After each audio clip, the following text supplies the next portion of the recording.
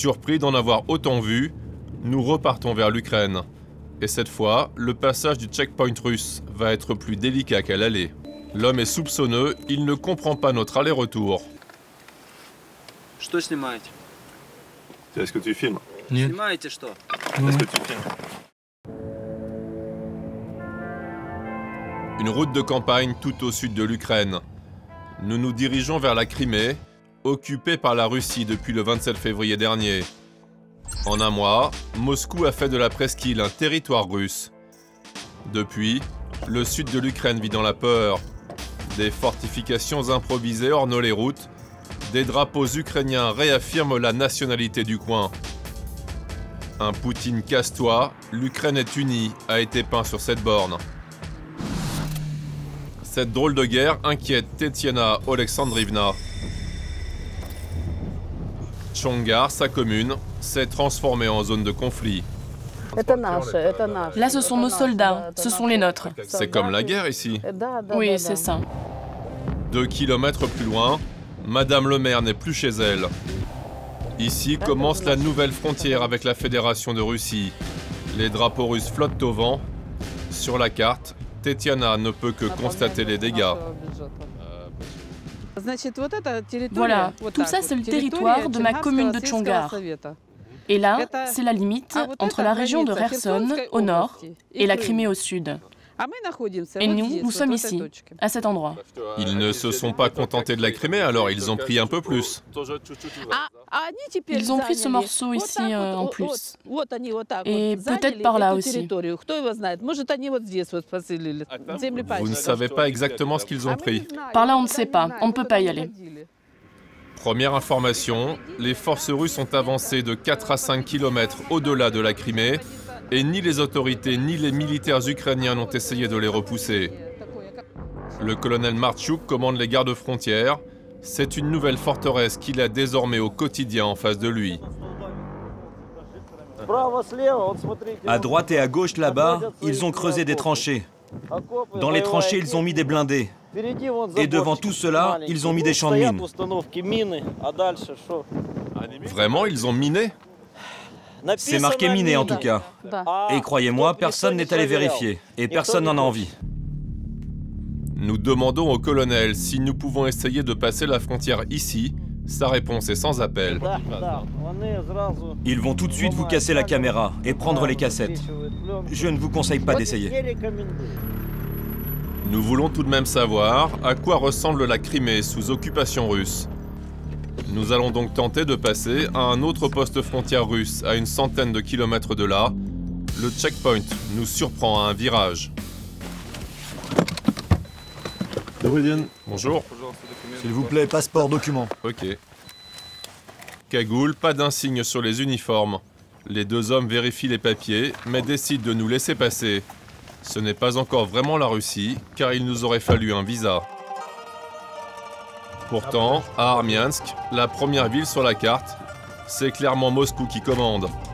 Le drapeau russe flotte sur la rue centrale. Puis nous découvrons aux alentours de la ville l'ampleur de la présence militaire russe, avec des armements lourds. Ici, des lance-roquettes.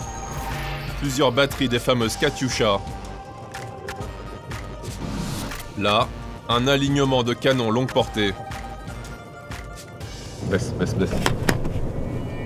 Encore plus près de la frontière, d'autres canons. Tous les engins sont pointés vers l'Ukraine. Et apparemment, cela ne dérange pas la population locale. C'est des gens bien qui sont là. La Crimée, c'est les Russes. Ça suffit les questions. Pourquoi autant de matériel offensif? Quelles sont les vraies intentions des Russes dans la région?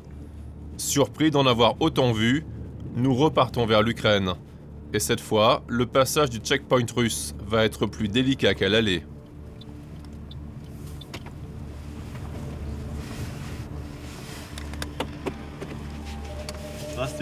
Bonjour. Nous filmons aussi avec une caméra cachée. L'homme est soupçonneux, il ne comprend pas notre aller-retour. Tu passes ton passeport?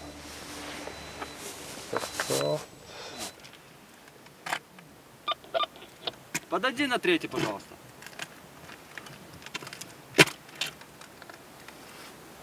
Что снимаете? Est-ce que tu filmes? Снимаете что? Est-ce que tu filmes? Non, non. Le militaire prend la caméra, la suite de la scène continue avec celle qui est cachée. Là, on est mal. T'as vu filmer le gars? Une demi-heure va passer, puis les militaires nous rendent notre matériel et nous laissent repartir sans question ni explication. Ont-ils vu nos images? Nous ne le saurons pas. Côté ukrainien, nous apercevons ce qui doit être une ligne de défense, avec une pelleteuse en première ligne. Quelques kilomètres plus loin, 2 blindés ukrainiens. Pas de quoi tenir face à l'armement lourd russe déployé en face. Le camp est tenu par un officier désabusé. Je suis réaliste, je pense que ça y est, la Crimée n'est plus ukrainienne. Pourquoi mettre des militaires alors si l'histoire est terminée? Comment vous dire exactement? On est ici parce qu'on ne voudrait pas qu'ils aillent plus loin. Ici, c'est le seul coin pour remonter vers le nord. Et ça dépend d'un homme. De Vladimir Poutine. Oui, c'est ça. Si Poutine décidait d'utiliser ses canons, c'est ce village qui serait en première ligne, Pierlcho-Konstantinovka. 400 habitants, désormais inclus à la ligne de front. Notre caméra attire la curiosité de 3 hommes. Cette atmosphère guerrière n'est pas vraiment la leur. Tu vois où commence l'eau là-bas? Eh bien, c'était la frontière. Avant, bien avant, c'était l'Ukraine. Les Russes sont armés jusqu'aux dents. Et ils doivent aller, je pense, jusqu'à Odessa. Moi, j'ai reçu ma convocation pour l'armée ukrainienne, mais je n'irai pas. Aujourd'hui ukrainiens, ils seront peut-être russes demain si l'humeur de Moscou évolue.